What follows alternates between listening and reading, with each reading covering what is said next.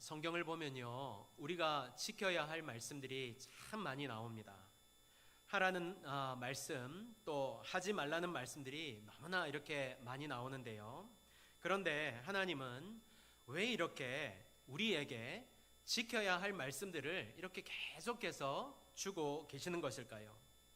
그것은요, 그 말씀을 지킬 때에 우리가 살 수 있기 때문입니다. 다시 말해서 우리가 진정으로 이 땅을 그리고 영원히 살기 위해서는 하나님의 말씀을 지키는 자가 되어야 한다는 것입니다.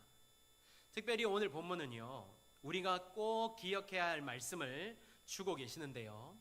오늘 이 말씀을 함께 나누면서 우리에게 주시는 귀한 말씀을 받고 믿음으로 받고 지켜 행할 수 있는 우리 모두가 되시기를 간절히 소망하면서 오늘 이 말씀을 드리겠습니다. 오늘 본문을 보니까요, 한 율법 교사가 예수님께 나왔어요.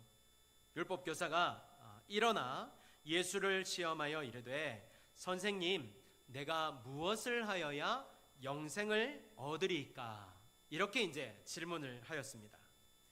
여러분, 지금 이 율법 교사의 질문에 혹시 문제가 있다고 느껴지십니까? 이 질문에는요, 아무런 문제가 없습니다. 전혀 문제가 없습니다. 오히려 칭찬을 받아야 마땅한 질문입니다.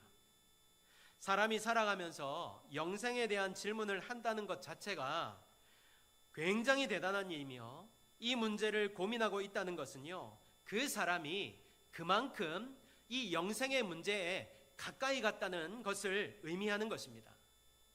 이 자리에 계신 모든 분들도 이 영생의 문제에 대한 고민이 있게 되시기를 축복합니다. 그런데요, 이 문제를 두고 왜 고민을 해야 될까요? 왜 이 영생의 문제를 두고 고민하는 사람이 되어야 될까요? 예로부터 이 땅의 수많은 사람들이 이 문제를 두고 고민을 했습니다. 그래서 이 문제를 두고요, 어떤 사람은 고행을 하고 어떤 사람은 수행을 하면서 그렇게 살았습니다. 그런데 그들이 모두 이 영생의 문제를 해결했을까요? 이 영원히 살 수 있는 문제를 그들은 고행을 통해서 또 수행을 통해서 알아냈을까요? 아닙니다. 그 어느 누구도 그들은 모두 진정으로 막 고민을 하긴 했지만 이 문제를 해결받지는 못하였습니다. 왜 못하였을까요? 사실은요, 못할 수밖에 없습니다. 왜요? 해답이 있는데 엉뚱한 곳에서 해답을 찾으려 했기 때문입니다. 우리 학창시절에 해답은 늘 어디 있었습니까? 정답은 늘 어디 있었죠? 교과서에 있었습니다. 요즘은 뭐 어떤지 잘 모르겠는데요, 저희 어릴 때만 해도 정답은 항상 교과서에 있었어요. 시험지 지문에 있었습니다. 그런데 엉뚱한 곳에서 해답을 찾으려고 하면 해답을 찾을 수 있습니까? 정답을 찾을 수 없는 거죠. 여러분 꼭 기억하십시오. 구원은요, 영생의 문제의 해결은요, 오직 예수님께만 있습니다. 다시 말해서 그들이 이 문제를 해결받지 못한 이유는 바로 주님을 만나지 못했기 때문입니다. 요한복음 3장 16절에 하나님이 세상을 이처럼 사랑하사 독생자를 주셨으니 이는 그를 믿는 자마다 멸망하지 않고 영생을 얻게 하려 하심이라고 분명히 말씀하고 있습니다. 요한복음 3장 36절에는요, 아들을 믿는 자에게는 영생이 있고 아들을 믿는 자에게는 영생이 있고 아들에게 순종하지 아니하는 자는 영생을 보지 못하고 도리어 하나님의 진노가 그 위에 머물러 있다, 이렇게 말씀하고 있어요. 사랑하는 여러분, 영생의 문제를 고민하시기를 바랍니다. 아니, 사실은요, 고민할 필요가 없습니다. 왜냐하면 지금 여러분 앞에 영생의 길이 열려 있기 때문이에요. 여러분에게 계속해서 전달되고 있는 이 메시지가, 한번 잘 생각해 보십시오. 저를 통해서 여러분에게 지금 계속해서 전달되는 메시지가 무엇입니까? 복음에 대한 말씀이에요. 영생에 대한 말씀이었습니다. 한번 가만히 생각해 보세요.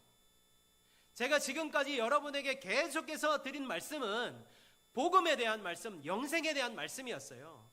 그래서 이제는 어떻게 하라고 말씀하고 있어요? 독생자 예수 그리스도를 믿으라고 말씀하고 있는 겁니다. 그래서 영생을 얻으라고, 구원을 받으라고 지금도 하나님께서 여러분에게 말씀하고 계시는 겁니다. 사도행전 16장 31절입니다. 이르되 주 예수를 믿으라, 그리하면 너와 내 집이 구원을 받으리라 하고, 로마서 10장 9절에는요, 내가 만일 내 입으로 예수를 주로 시인하며 또 하나님께서 그를 죽은 자 가운데서 살리신 것을 내 마음에 믿으면 어떻게 된다고요? 구원을 받으리라. 분명히 말씀하잖아요. 분명히 말씀하고 있잖아요. 저는 이 자리에 계신 모든 분들이 예수님을 믿음으로 말미암아 영생을 얻고 구원의 길을 가게 되시기를 예수님의 이름으로 축복합니다. 이렇게 영생의 질문을 한 율법 교사에게 예수님은 다시 물으셨습니다. 율법에는 뭐라고 기록되어 있느냐? 그러니까 다시 율법 교사는요, 대답하여 이르되 내 마음을 다하며 목숨을 다하며 힘을 다하며 뜻을 다하여 주 너희 하나님을 사랑하고 또한 내 이웃을 내 자신같이 사랑하라 하였나이다. 이렇게 대답합니다. 여러분, 지금 이 말씀은요, 그냥 나온 말씀이 아닙니다. 한마디로 말하면요, 율법의 정수입니다. 이 율법 교사는 너무나도 정확히 율법을 알고 있었다는 거예요. 예수님께서도 이 두 계명을 이렇게 표현하며 말씀하셨습니다. 마태복음 22장 40절에 이 두 계명이 온 율법과 선지자의 강령이니라. 강령이 뭐냐면요, 계명이라는 뜻입니다. 지켜야 할 말씀이라는 것이죠. 그래서 오늘 우리들에게 주시는 첫 번째 말씀은요, 우리도 주님을 사랑하는 자가 되어야 한다는 사실입니다. 여러분, 주님 사랑하시지요? 사랑하시지요? 얼마만큼 사랑하세요? 하늘만큼, 땅만큼? 이런 표현이 있더라고요. 여러분이 그릴 수 있는 최대한의 원을 팔을 벌려서 한번 그려보시라고. 최대한의 원을 그렸잖아요, 그죠? 제가 이렇게 그렸습니다. 그 나머지만큼 사랑하시라고요. 이해되시죠, 그죠? 그렇게 사랑하실 수 있는 여러분 되기를 바랍니다. 부산 표준말로 주님을 억수로 사랑하시는 여러분 되시기를 바랍니다. 특히 오늘 말씀 가운데는요, 우리가 그러면 어떻게 주님을 사랑해야 되는지 그 기준이 제시되고 있는데요, 1번 마음을 다하여입니다. 우리가 주님을 사랑하는데 어떻게 사랑해야 되느냐? 마음을 다하여 사랑해야 된다는 겁니다. 쉽게 말하면요, 내 모든 삶의 1순위가 하나님이 되시는 거예요. 다시 말해서 우리의 삶의 방향은 오직 주님께 고정되어 있어야 한다는 것입니다. 그런 점에서 만약 우리 마음 가운데 하나님이 1순위가 되지 못한다면 우리는 아직 하나님을 마음을 다해 사랑하지 못하는 자가 된다고 말씀하는 것입니다. 한 번 더 말씀드리면, 여러분, 우리가 자녀라든지 혹은 일이라든지 혹은 내가 아끼는 그 무엇이라도 그것이 나의 삶의 1순위가 된다면 그것은요, 나는 아직 하나님을 마음을 다해 섬기는 것, 마음을 다해 사랑하는 것이 아니라는 것을 말씀하고 있는 것입니다. 제가 아는 유명한 분이 계십니다. 제가 더 이상 말씀드릴 수가 없습니다. 왜냐하면 더 말씀드리면 알 수 있기 때문에. 이분에게 어머니가 한 분 계셨는데요, 이분에 대한, 그러니까 이 어머니가 이 자녀에 대한 그 프라이드가 너무너무 강하셨던 거예요. 그만큼 이분이 이름만 대면 아실 정도로 정말 잘 나가는 분이셨어요. 그러니까 이 어머니가 이제 이 자녀에 대한 자신감, 또 이렇게 이 프라이드가 얼마나 강하셨던지요, 교회에서 이분이 중요한 직책을 맡고 계셨거든요. 이분이 하시는 모든 일에 어머니가요, 이 하시는 일이 끝나면 박수를 이렇게 치셨어요. 박수를. 아무도 박수를 안 치는데 혼자 박수를 치셨어요. 자녀니까 그럴 수 있습니다. 하지만 저는요, 그 박수 속에서 하나님보다 더 자녀를 사랑한다는 느낌을 받았습니다. 좀 더 세게 말씀드리면요, 이 어머니에게는 자녀가 우상이었던 것입니다.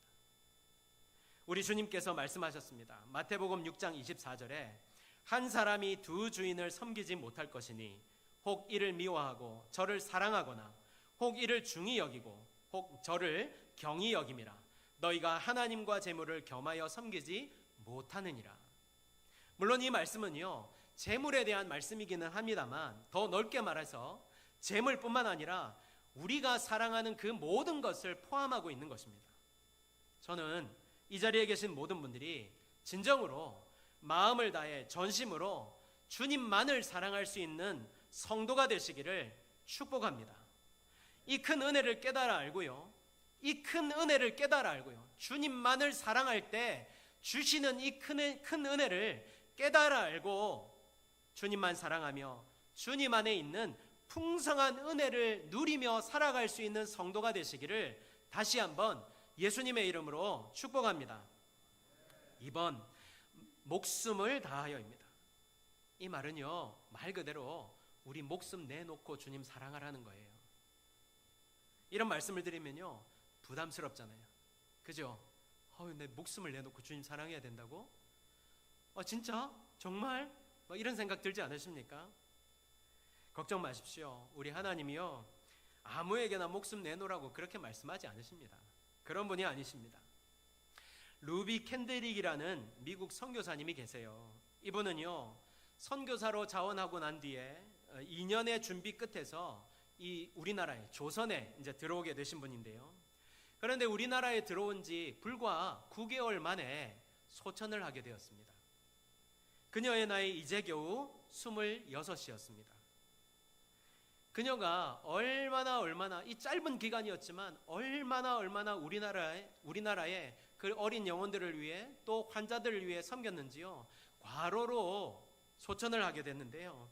그녀의 비문에 이렇게 쓰여 있습니다. 만일 내게 줄 수 있는 1000개의 생명이 있다면 모두 한국을 위해서 바치리라. 이 비문은 그녀가 그 부모님에게 쓴 편지 속의 글인데요. 이 편지를 읽은 많은 청년들이 선교사로 자원하여서 다시 이렇게 조선에 오는 계기를 마련하게 되었답니다.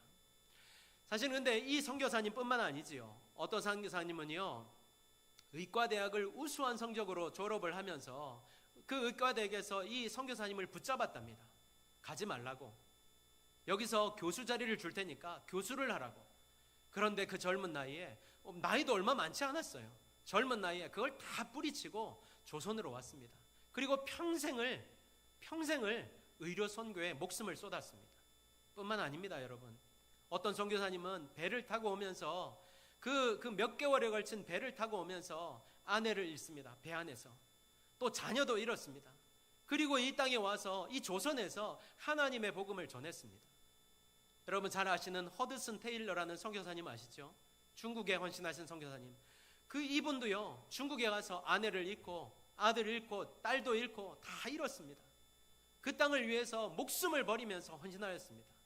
제가 아는 제 선배님 선교사님도요, 코스타리카라는 그 나라에 가서요, 선교를 하다가 그 차를 타고 가는데 벼랑에서 차가 굴러가지고 목숨을 잃을 뻔했습니다. 근데 한국에서, 그 나라에서는 고칠 수가 없으니까 한국에 겨우 실려와서 고침을 받고 다시 그 땅에 갔다가 지금은 멕시코에 그 총탄이 난무하는 그 멕시코에 가서 매일매일 생명의 위협을 받으면서 그렇게 선교 사역을 감당하고 있습니다. 그런데 이런 얘기를 들으면 그런 그들은 도대체 왜 그렇게 귀한 생명을 이름도 없는 나라에, 아직도 모르는 나라에 그렇게 바치고 있다는 말입니까? 그것은요, 자신의 생명보다 주님을 더 사랑하는 마음이 그들에게 있었기 때문입니다. 자신의 생명이 귀중하지 않아서가 아니라 자신의 생명보다 복음이 더 가치 있고 귀한 것임을 알기에 주님을 위해 오직 주님 사랑하는 마음으로 하나밖에 없는 목숨, 생명을 주님께 드렸던 것입니다. 그리고 이 말은요, 우리도 우리 생명보다 귀한 가치가 하나님께 있음을 믿고 하나님을 그렇게 섬길 수 있어야 한다는 사실을 말씀하고 있는 것입니다. 나의 생명조차 귀한 것으로 여기지 않고 주님을 위해 드릴 수 있을 만큼 주님을 사랑하는 자가 되어야 한다는 사실을 말씀하고 있는 것입니다. 사랑하는 여러분, 이 자리에 그 어떤 분의 생명도 가치 없고 귀하지 않은 목숨이 없습니다. 하지만 주님 사랑하기에 능히 자신의 생명도 주님께 드릴 수 있는 성도가 되시기를 축복합니다. 그런 주님을 향한 사랑이 저와 여러분에게 있기를, 충만하게 되기를 간절히 축복합니다. 그럴 때 나를 통해서 하나님은요, 수많은 영혼들, 생명을 살리는 역사를 이루어 가실 것입니다. 무엇보다 예수님을 만난 사람은요, 자신의 생명보다 주님을 더 사랑하게 됩니다. 그래서 자신의 생명도 아깝지 않게 된 겁니다. 사도 바울도 그랬습니다. 빌립보서 1장 19절에서 21절에 이것이 너희의 간구와 예수 그리스도의 성령의 도우심으로 나를 구원에 이르게 하실 줄을 아는 고로 나의 간절한 기대와 소망을 따라 아무 일에든지 부끄러워하지 아니하고 지금도 전과 같이 온전히 담대하여 살든지 죽든지 내 몸에서 그리스도가 존귀하게 되게 하려 하나니 이는 내게 사는 것이 그리스도니 죽는 것도 유익함이라. 저는 여기 계신 모든 분들이 오늘 이 바울과 같은 고백을 할 수 있는 분들이 되시기를 예수님의 이름으로 축복합니다. 생명을 다해 주님 사랑할 수 있는 성도가 되시기를 다시 한번 축복합니다. 3번, 힘을 다하여 우리는 주님을 사랑해야 됩니다.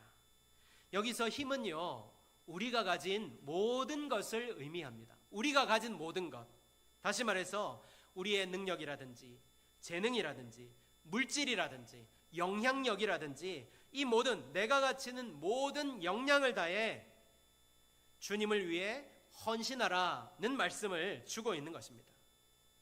여러분, 오늘날 사람들이 큰 교회를 선호하는 이유가 무엇이라고 생각을 하십니까? 여러 가지 이유가 있습니다. 근데 그 중에 하나는요, 제가 몇 번 말씀드린 것 같은데요, 그 중에 하나는요, 숨기 좋아서입니다. 숨기 좋아서. 신경 쓰며 교회를 다니기 싫다는 겁니다. 이것저것 신경 쓰기 싫다는 거예요. 섬기기도 싫고 아무도 날 몰라줬으면 좋겠다는 거예요. 그래서 어떻게 합니까? 목사가 인사를 하려면 빚쟁이 만난 것 같이 막 도망치듯 사라지잖아요. 어떤 분들은요, 신방 전화만 해도 그렇게 짜증을 냅니다. 왜 그렇게 짜증을 내는지 모르겠어요. 짜증을 내는 분들이 계세요. 그래서요, 아무것도 안 하고 그저 주일 아침 예배 드리고, 제가 조금 더 좀 강하게 말씀드릴까요? 주일 예배 즐기고, 그리고 세상에 나가서도 마음껏 즐기고 살아가는 겁니다. 여러분, 이것을 신앙이라고 말할 수 있겠습니까? 진정으로 주님 사랑하는 모습이라고 할 수 있겠습니까? 여러분, 이런 신앙 태도는요, 주님이 말씀하시는 것과는 전혀 다른 것입니다. 무엇보다 우리가 주님을 사랑한다면 결코 이렇게 할 수 없어요. 우리는 우리가 가진 모든 것을 다 동원하여서 주님을 섬겨야 됩니다. 섬기게 됩니다. 기억하십시오. 하나님을 향한 사랑은요, 우리의 수고와 땀을 동반합니다. 하나님을 향한 사랑은 우리의 수고와 땀으로 나타나게 되어 있습니다. 내 시간을 들여서, 내 물질을 들여서, 내 마음을 드리는 것으로 나타나게 되는 거예요. 그것이 바로 헌신입니다. 이것이 주님을 향한 사랑입니다. 저와 여러분 모두가 이런 마음을 다한 헌신을 통해 주님 사랑함을 표현하며 살 수 있게 되시기를 간절히 소망합니다. 4번은요, 뜻을 다하여입니다. 뜻을 다하여. 다니엘서를 보면 바벨론으로 끌려간 다니엘이 그곳에서 이제 교육을 받게 되는데요, 교육을 받는 모든 사람들이 왕이 지정하여서 준 음식과 이제 포도주를 이렇게 먹게 되는데, 그런데 다니엘은 이 음식과 포도주를 거절했습니다. 왕이 주는 것을 받지 못하겠다는 거예요. 그 이제 음식과 이 포도주가 이 우상에게 바쳐진 그 제물이기 때문에 그렇긴 했는데요, 1장 8절에서 이렇게 말씀합니다. 다니엘은 뜻을 정하여 왕의 음식과 그가 마시는 포도주로 자기를 더럽히지 아니하리라 하고 자기를 더럽히지 아니하도록 황관장에게 구했다, 이렇게 말씀하고 있어요. 이게 무슨 말이냐면 자신의 사고와 계획의 중심을 하나님께 두었다는 것입니다.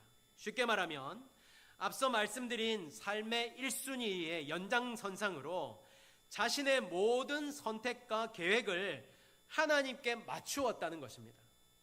그 가운데서 행하기로 결정하였다는 것입니다. 여러분에게는 어떤 뜻, 어떤 계획이 있으십니까? 어떤 선택을 하며 살아가고 계십니까? 그 모든 선택과 계획 속에서 하나님이 1순위가 되고 계십니까? 우리 주님이 이렇게 말씀하셨어요. 마태복음 6장 33절에 너희는 먼저 그의 나라와 그의 의를 구하라. 그리하면 이 모든 것을 너희에게 더하시리라. 여러분의 삶의 어떤 선택과 계획 속에서 하나님만이 1순위가 되시기를 간절히 바랍니다. 내 모든 뜻을 주님께 맞추어 드리시기를 바랍니다. 다시 한번요. 내 모든 뜻을 주님께 이렇게 맞추어 드리시기를 바랍니다. 그러면 어떻게 하겠다고요? 어떻게 하시겠다고요? 그러면 이 모든 것을 너희에게 더하시겠다고 말씀하고 있잖아요. 그래서 그 뜻 가운데서 주님의 인도하심을 받고 살아갈 수 있는 성도가 되시기를 축복합니다. 두 번째는요, 이웃을 사랑하는 우리들이 되어야 된다는 거예요. 이웃을 사랑하는, 하나님을 사랑합니다. 하나님을 사랑했어요. 사랑하고 있습니다. 그러면 이웃을 사랑해야 된다는 거예요. 예수님은 율법을 정확하게 이렇게 알고 있는 율법 교사에게 뭐라고 말씀하냐면 내가 알고 있는 대로 행하라고 말씀하고 있어요. 이 말씀의 율법 교사는 자신 있게 말합니다. 자신 있게 얘기를 해요. 29절에 그 사람이 자기를 옳게 보이려고 예수께 여짜오되 그러면 내 이웃이 누구입니까? 그러면 내 이웃이 누구입니까?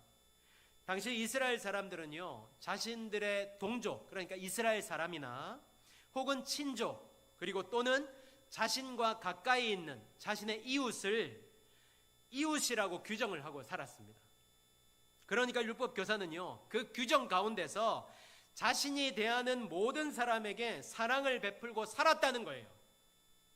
그런 그에게 주님은 그 유명한 선한 사마리아인의 비유의 말씀을 전하고 있는 것입니다. 이 비유의 말씀을 다 아시겠지만 한 번 더 요약해서 말씀드리면요, 어떤 사람이 이제 여리고로 이제 예루살렘에서 여리고로 이제 내려가는 길이었어요. 그런데 그만 강도를 만나서 가지고 있는 것을 다 빼앗기고 거의 죽을 정도로 맞았습니다. 그리고 버림을 당하였는데요.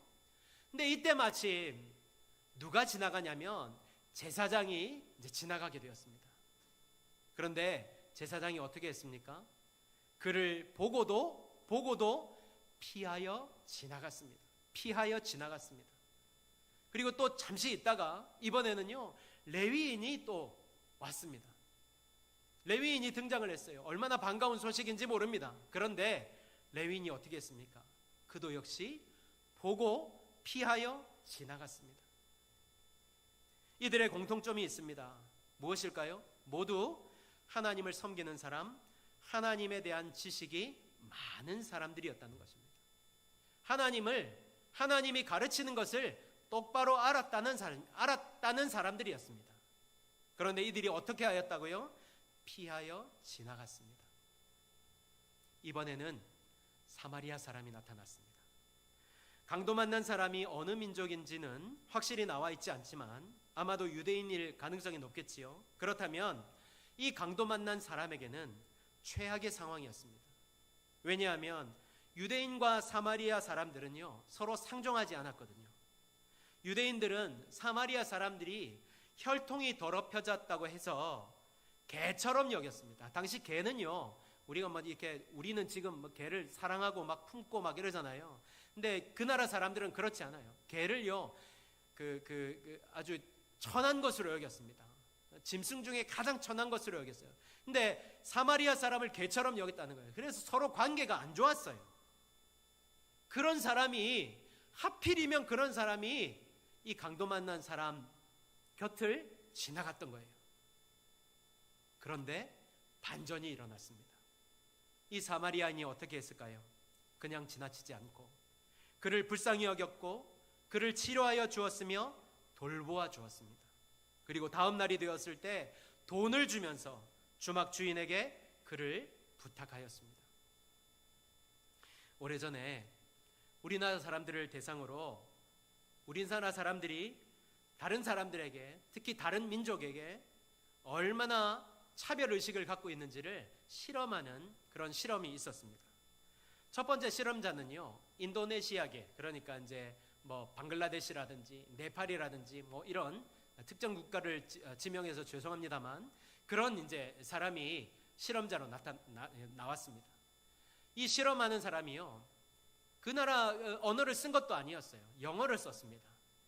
길을 물어보는데 excuse me 하면 우리나라 사람들이 어떻게 했을까요? 쌩 하고 지나갑니다.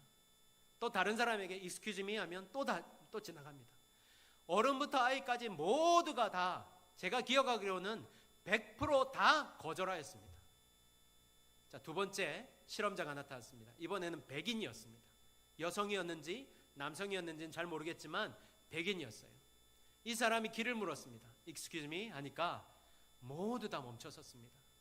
모두 다 멈춰서서 못하는 영어에 막 바디랭귀지라고 하죠. 막 몸으로 언어를 표현하면서 그에게 길을 친절하게 가르쳐 주었습니다.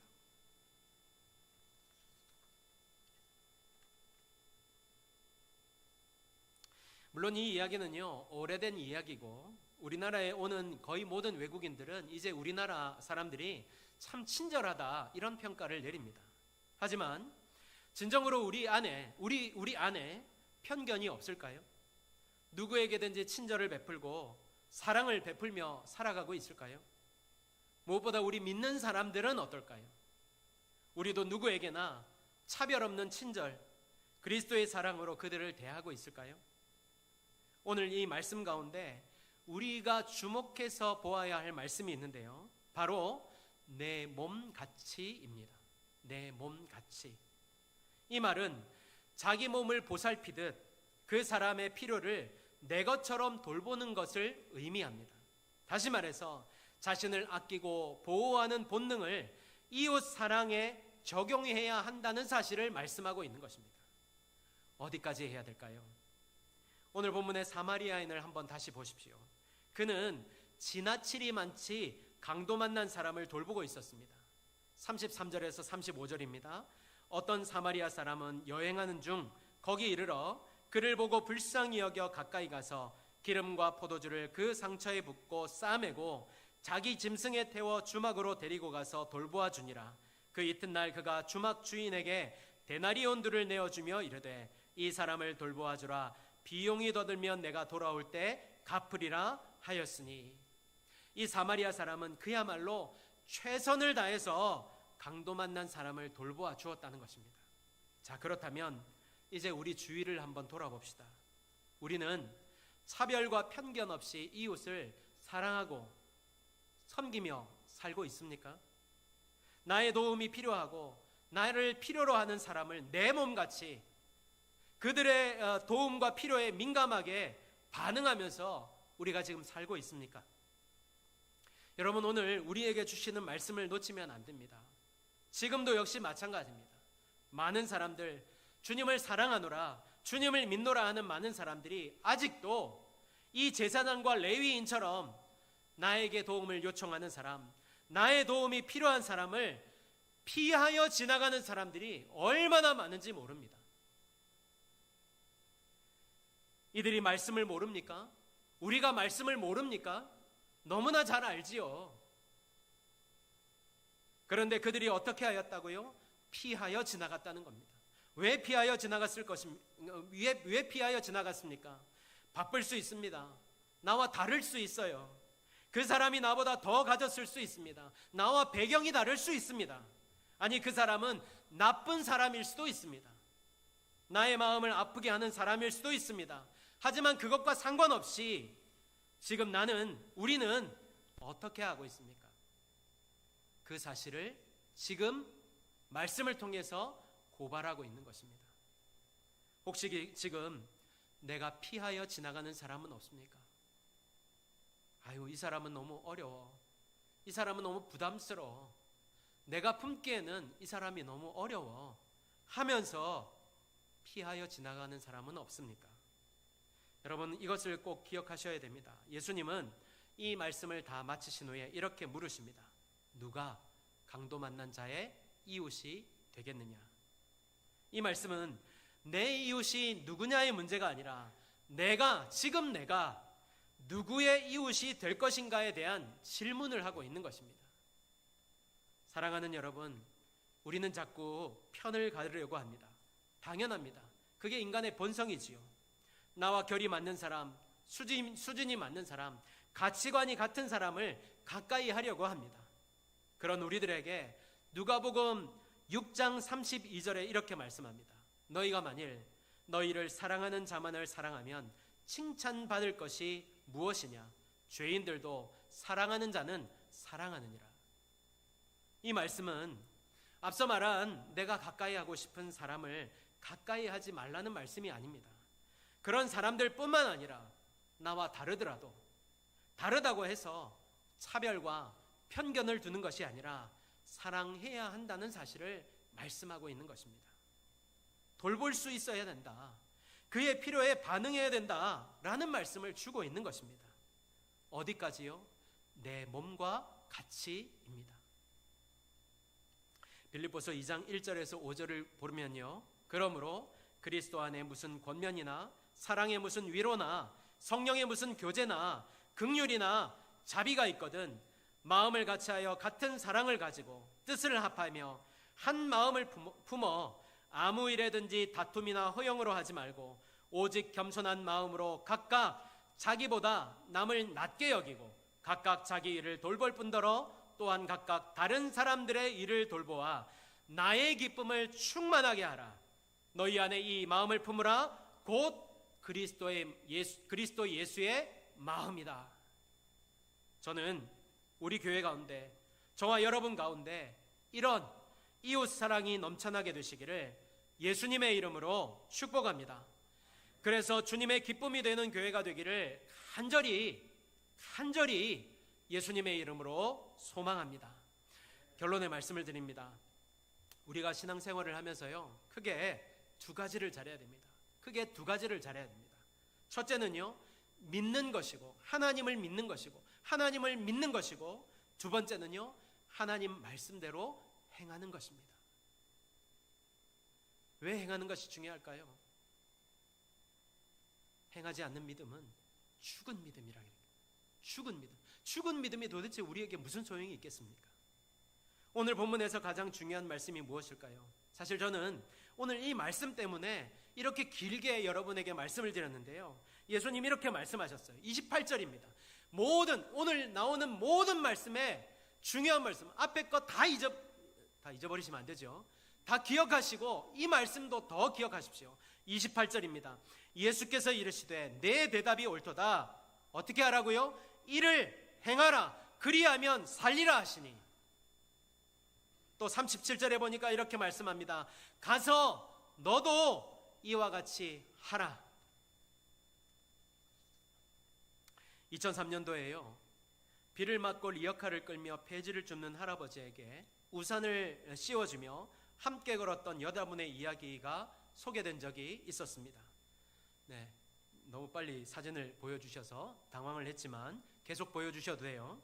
이 여자분은요, 폭우가 쏟아지는 중에 자신의 한쪽 어깨가 젖었음에도 불구하고 할아버지와 함께 약 1km 이상을 걸어갔다고 합니다. 그리고 목적지에 다다라서는 잠시 마트에 들러서 현금 3만 원을 인출해서 이 할아버지에게 건네 주었습니다. 그리고 연합뉴스의 보도에 의하면 인터뷰를 한사코 거절하면서 이렇게 대답했다고 합니다. 전했다고 합니다. 저는 기독교 신앙이 있어서 해야 될 걸 당연히 했습니다. 바로 이 사진이 그 뉴스에 나온 사진이고, 저 카톡이 아마 본인께 아니라 직접 본인과 주고받은 것이 아니라 다른 사람을 통해서 이렇게 주고받은 것 같아요. 유진 피터슨이라는 목사님의 비유로 말하는 책을 보면요, 사랑이라는 단어를 두고 이렇게 설명하고 있습니다. 이 단어는 명사로 자주 사용되지만 성경에서 그 단어는 무엇보다도 살아서 움직이는 동사입니다. 하나님은 사랑이시다가 아니라 하나님이 세상을 이처럼 사랑하셔서입니다. 사랑이라는 명사가 동사가 되는 순간 그것은 더 이상 토론하거나 이해하거나 탐구해야 할 주제가 아닙니다. 그것은 우리의 삶으로 들어옵니다. 그리고 그 동사가 명령형으로 전해지면 그것은 순종의 행위를 통해 살아납니다. 행동으로 옮겨지고 이야기 속에 숨겨지고 그 이야기 속에서 자신의 참 성질을 드러냅니다. 예수님은 이 이야기, 선한 사마리아인의 이야기에서 최종적이고 결정적인 단어를 말씀하시는데 두 가지 모두 명령형의 동사입니다. 가라, 하라.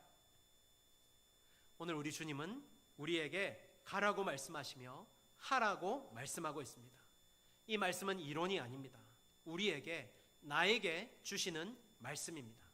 사랑하는 여러분, 우리도 진정으로 하나님만을 사랑하는 성도가 되시기를 예수님의 이름으로 축복합니다. 더불어서 이웃을 사랑하는 성도가 되시기를 다시 한번 예수님의 이름으로 축복합니다.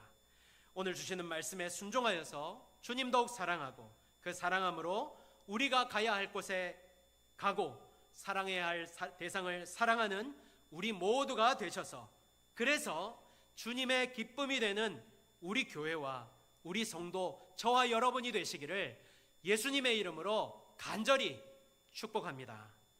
아멘.